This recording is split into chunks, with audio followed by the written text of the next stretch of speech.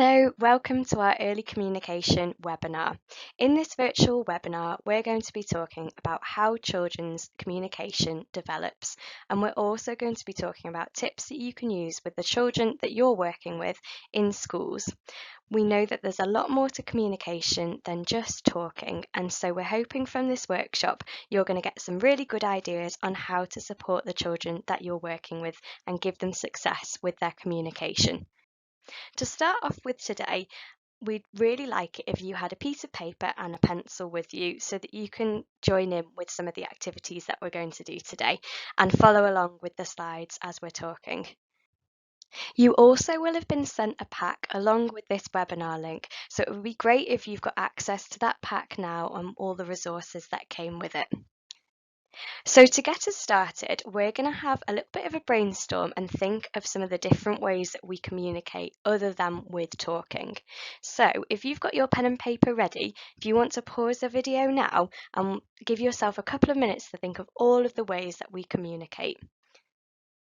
Okay, hopefully you've had a chance to pause the video and have a write down some of your ideas. So we know that communication is not just speech and talking out loud.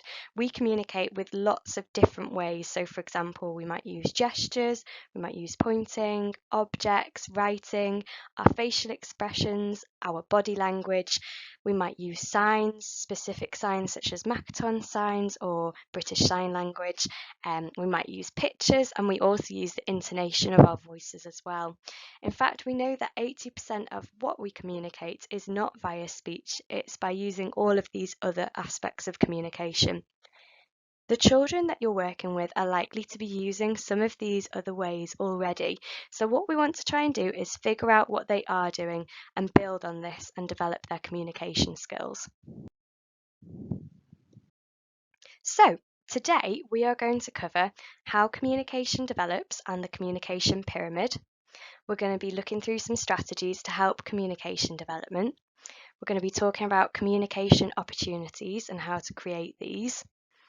We're also going to look at lots of visual methods to help with understanding. We're going to introduce some useful signs. We're also going to be doing some activities throughout. So as I mentioned, get your pen and paper ready.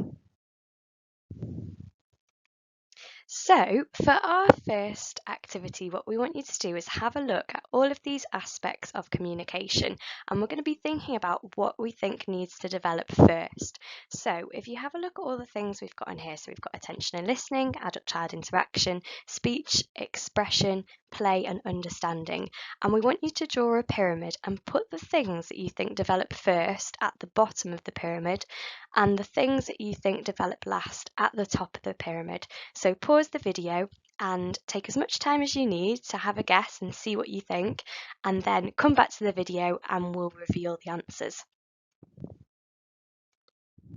Okay, so as you can see, this is our speech, language and communication pyramid, and it shows how children's skills develop.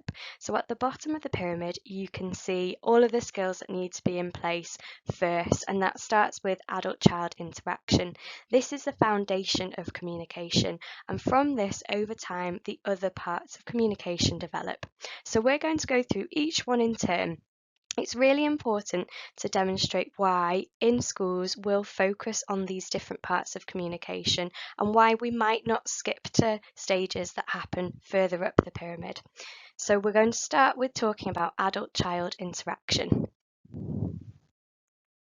Okay, so adult-child interaction.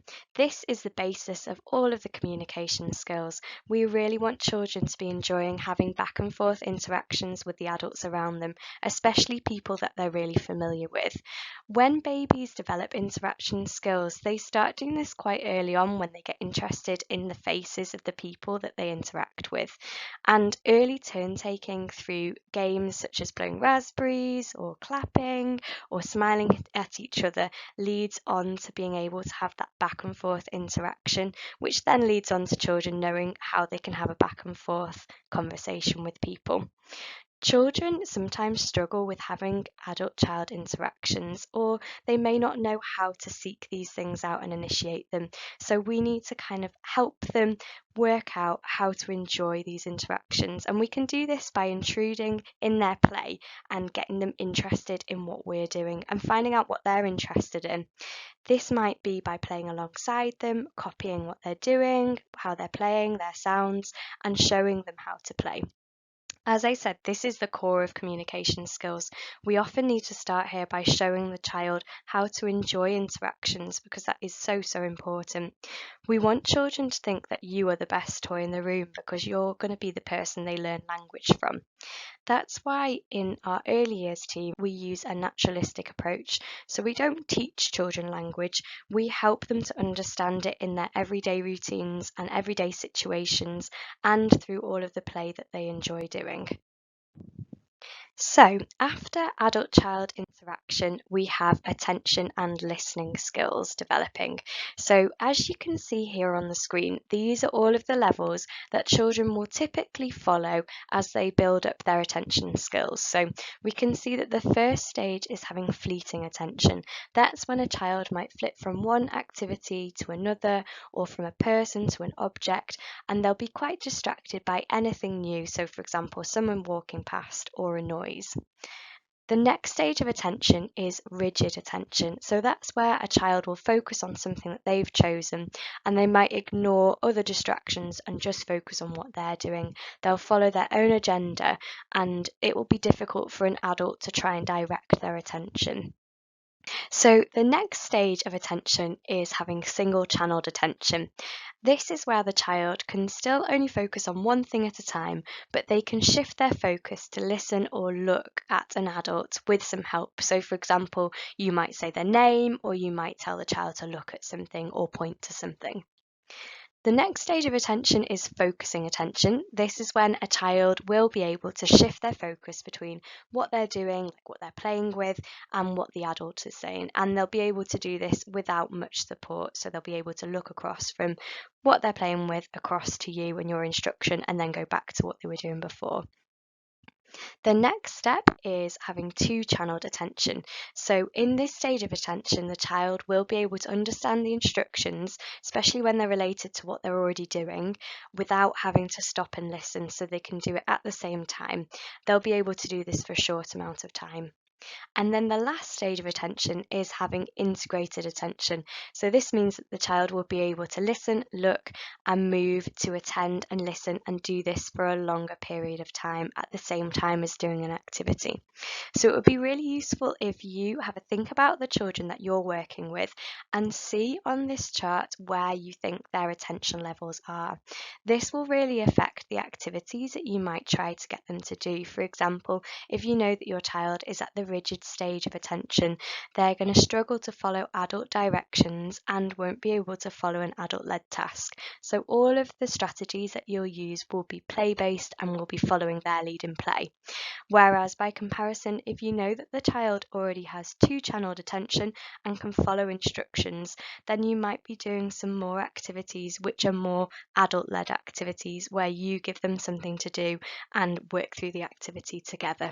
So if you have a look through the stages now, you might want to write down on your pack or in your notes which level you think that your child is at. So we know that that's the sequence that children will develop their attention skills. We also know that in terms of listening skills, it can be really hard for children to be able to screen out background noise. So if you're talking to them over the TV or over a video that's playing, they might find it really hard to filter out the sound.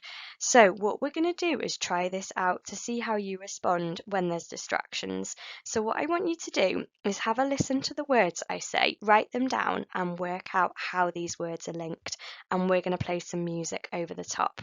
Okay, so are you ready? We'll start now. Car, bus, train, helicopter, fire engine. So hopefully you saw then that it's really hard to try and process things and filter out sound, especially when you're trying to concentrate on a task. Children can sometimes have other difficulties, such as hearing difficulties, so we definitely want to make sure that when you're talking to the children, you're face to face with them so that they can see your mouth. That can really help. And also try and limit the other distractions, so noise from TV or screens, and that can really help them to listen into what you're saying. So, the next step in the language development pyramid is play skills. Play is really important in order for children to understand the world around them.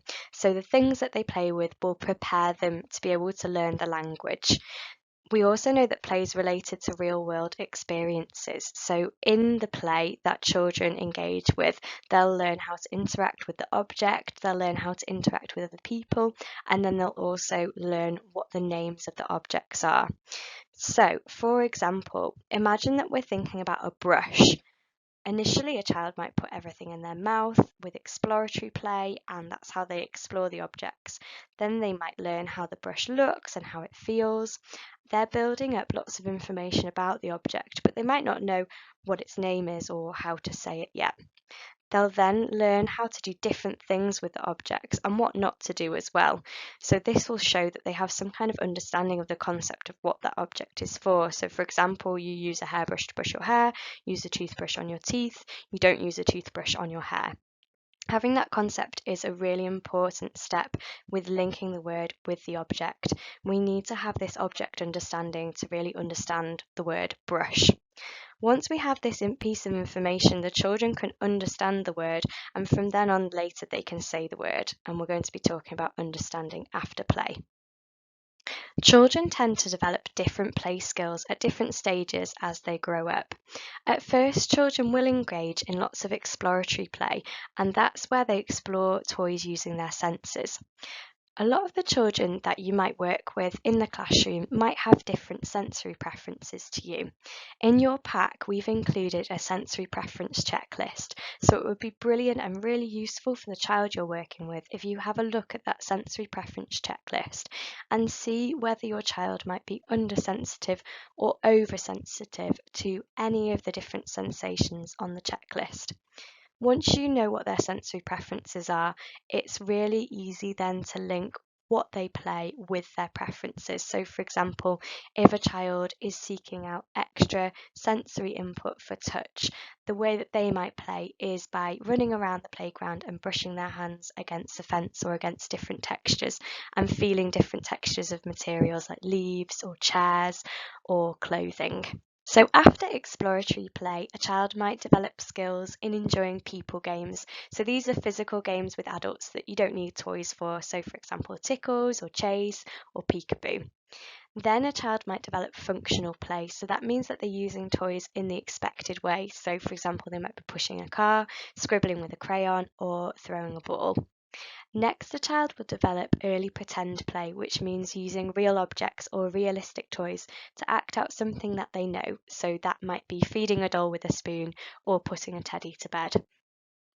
And then children might engage in later pretend play, where they do the pretend play, but they don't use the real objects or realistic toys. So they might be imagining that they're making cakes and have an imaginary cake bowl and spoon. After this, children might enjoy playing role-play games with imaginary situations and stories and act out familiar and then unfamiliar situations, and then they might start to enjoy more games with rules such as board games. So it would be really useful to think about what type of play the children you're working with are engaging in. And now I'll pass you on to Ray, who is going to be talking about understanding language. Through interaction and through exploring and playing together, the child's mind is becoming ready to take on words and to use these words too. When we hear the word car, we have an understanding of what a car is. We can visualize a car in our minds. If we don't know what a car is and we just hear the sounds, then we won't be able to understand this word. Children's understanding usually develops ahead of their ability to use words. For some children, they appear to understand far more than they actually do. If I said to you, right, go and get your coat, it's time to go, and I've picked up my coat and I show you, how many words do you need to understand what I mean? That's right, none. Many children are managing by watching others, using the routine and watching what cues you give in order to understand. That shows good strategies, but it's also showing that we need to give that child some extra help in order that they can follow the language. Otherwise, not understanding can make a child anxious and frustrated or feel withdrawn. Some children pick up on the cues around them in order to understand language. If we were learning a new language, it will help us if someone is interested in talking to you, if someone's keeping their language simple and showing you what they are doing whilst they are talking about it, and also if someone repeats for you and gives you time to try. And doing it every day within your routines is very important as it creates lots of opportunities to practice these new skills. As it says within the slide, for some children with autism spectrum disorder, they can say more than they understand. Sometimes they might echo back language. This might be in the moment or it might be delayed. This is called echolalia. Even though they might repeat back or echo a phrase back to you, this does not mean that they understand the words that they're saying. So now on to expression. The children you work with might be using various means of communication. These could be words, gestures, or AAC. AAC is augmentative and alternative methods of communication. There are two main groups of AAC. The first group is low-tech communication. Examples of these are choice boards, chat boards, and also paper-based communication books. Secondly, high-tech types of AAC. Examples of high-tech communication devices might be speech-generating devices. Children that you work with may be pointing, vocalizing, and signing. They may also be passing objects over, so for example, passing you a cup for a drink. We can look at what they are doing and think together what their next steps will be. So at the moment, they may be using their hand to take you and lead you to somewhere. The next step might be to be using sounds to communicate. So a child you're working with might be taking your hand and leading you to something to let you know what they want. Now on to reasons. There are lots of reasons why children might want to communicate with us. Some of these might be that they feel hungry, they're thirsty, they might want a toy, want to go somewhere, or would like a cuddle. Now on to opportunities. As adults, it is our responsibility to create opportunities for the children around us to communicate. If at 10 a.m. every day we give our child some juice, do they get the chance to ask for something different? If we always choose what they play with, where we go, what they eat, do they get the opportunity to communicate with us? Within the daily routine, children have lots of different transitions between activities. But within these transitions, are there any opportunities for them to tell us anything? Shortly, we will spend some time thinking about how we can adapt what we do so that the children get lots of practice in communicating. So when we're communicating with children, we really need to think, have they got the means to communicate? Are there reasons for them to communicate? And are we providing those opportunities? Now moving on to speech sounds. This is the top section of the pyramid. We might not work on speech sounds with the child that you're supporting yet. Speech sounds develop over time and are not fully in place developmentally until around 7 years old. Children would need a strong foundation of skills lower down the pyramid before they are able to make improvement and access speech sounds therapy. For example, they would need to have good attention and listening skills to monitor their own speech sounds in order to make changes. Our focus is on giving them lots of opportunities at success at communication. I'll pass you back to Gemma, who's going to talk through some strategies. So we know that a child's environment supports them to learn language. So there's lots of things that we can do and that we can adapt to help children to learn language and learn skills on the communication pyramid. So, while we know that speech therapy is important for children, we also know that children make more improvements when they get to practice skills in their everyday routines and with the people that they're most familiar with. So, in speech therapy, we'll give you lots of advice and strategies about how you can adapt the environment that the child is in so that you can support them to communicate to the best of their ability. This means that the children are going to make more progress because you're able to interact with them on a daily basis. We're now going to talk through some strategies that you can use within your classroom. And you can use this with the children on our speech and language therapy caseloads, and you can also use these strategies with the whole class to help them develop their communication skills. So, what can help children to understand language? If we were learning a new foreign language, we might do some of these things or find some of these helpful for ourselves. So, it's only natural that the children are also going to find this useful. We can highlight our language using the 4S strategy.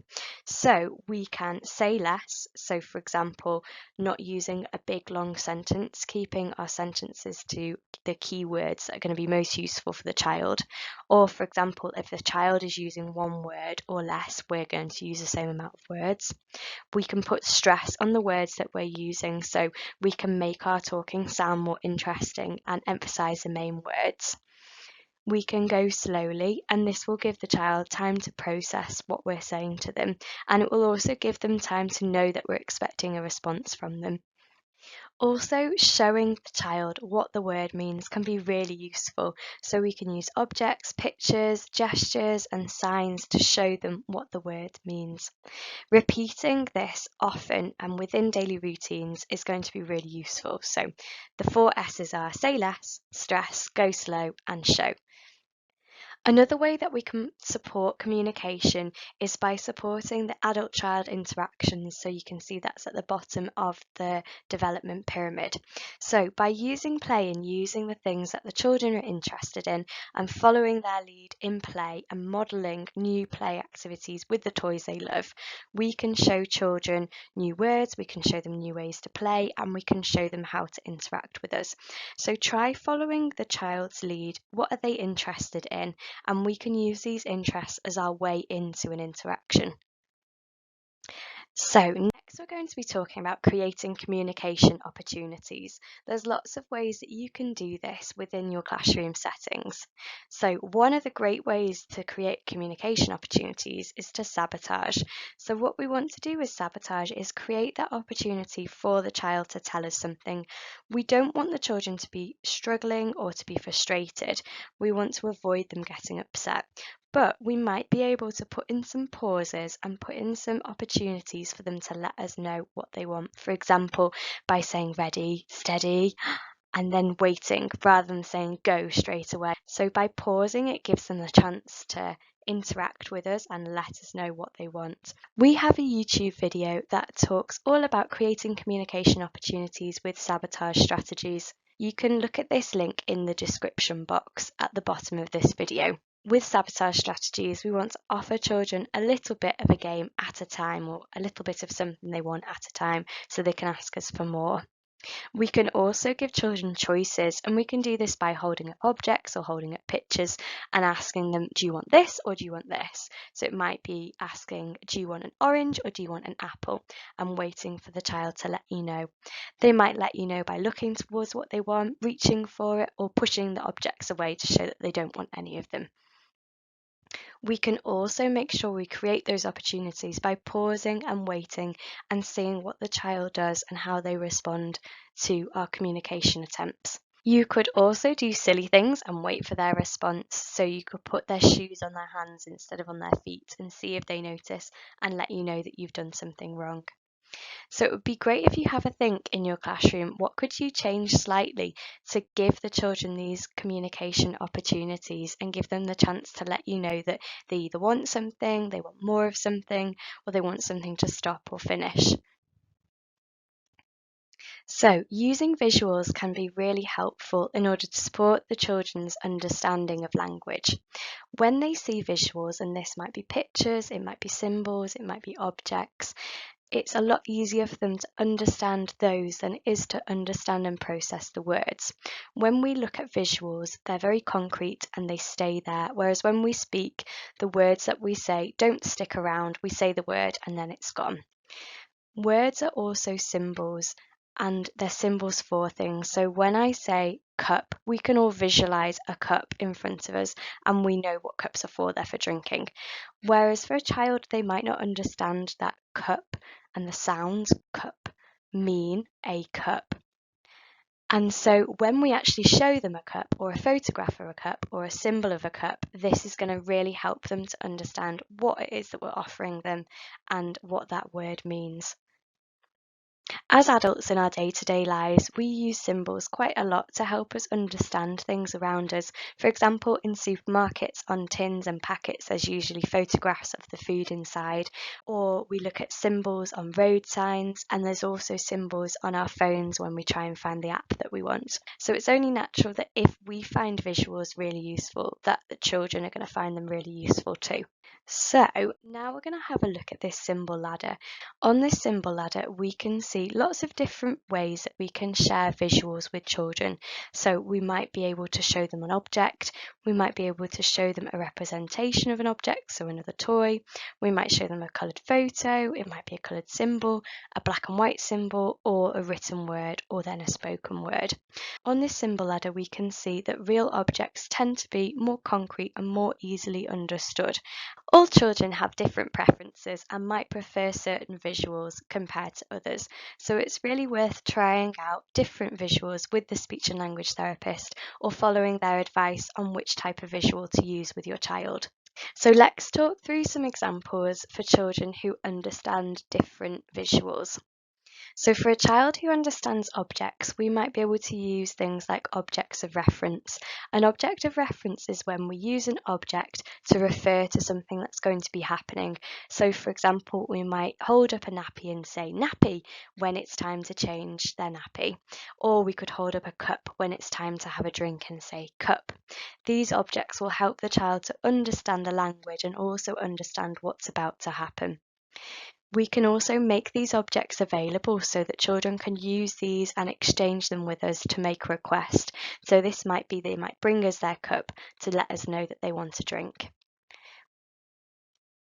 We can also offer children choices using objects, like I mentioned before, so by holding up two choices and offering them to reach for or to point to.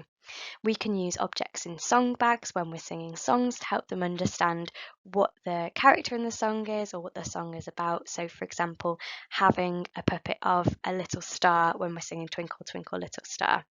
We can also name the objects that the child's interested in or the objects that they're playing with, and this is going to help them to link the word to the object. So now let's talk about some examples for children who understand pictures.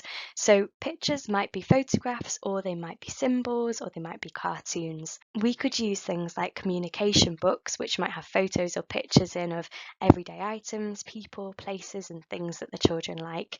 We could also use now and next boards, which have pictures on of what they're going to be doing now, and then the activity they're going to be doing next. So for example, now we're playing outside, and next, time to come inside. We could use things like visual timetables where we might have symbols or photos of everything that's going to happen in the day for the child. We might give them choices using pictures, so having two pictures of things they might want to pick from. We can also use traffic lights, so these are visual cards that we can show children when we're starting an activity, when we're nearly finished an activity, and then when we've finished activity, and this can give them chance to process that they're going to need to finish the job that they're doing or the activity. We could also use chat boards with children, and chat boards have got lots of relevant language on them, and they're usually specific to an activity. So for example, a chat board that's all about bubbles, or a chat board that's all about Play-Doh. These are also called aided language stimulation boards. They can be called aided language displays or core boards. So all of these things are really useful for children who understand pictures. So we've talked about how to use objects and how to use pictures for visual support. Now we're going to talk about signing and gestures. We've got an early signing video on our YouTube channel, so we'll also put that in the description box below for you to watch to learn some early Makaton signs you can use with the children in the classroom. We know that using signing and gestures is really great visual support. It's less abstract than speech and helps children to learn words. We know that we don't need any equipment, we just use our hands for signing, and especially with gestures, because they're things that we do day to day anyway. For example, using natural gestures such as when we show stop. It will be really useful to start with thinking about what's going to be useful and functional signs and words that you can teach the child or model to them as they're playing. These need to be things that the child's really motivated by. Don't worry about teaching them colours or things like saying please and thank you, because we want to teach the child really useful and functional things that they can use to intentionally communicate with us. Once the child has learned how to ask for the things that they really want and need, then we can add in some more language. If you're finding it tricky to think of what signs to teach your child, ask the child's speech and language therapist and they can help you choose what signs are going to be most useful right now. So hopefully you've got some great ideas about how you can use visual supports within the classroom with the children who need help in understanding language. So we've come to the end of our webinar for today. What would be great is if you use the information that you've been given within this webinar and make some notes about how you're going to use the strategies with the child within the classroom.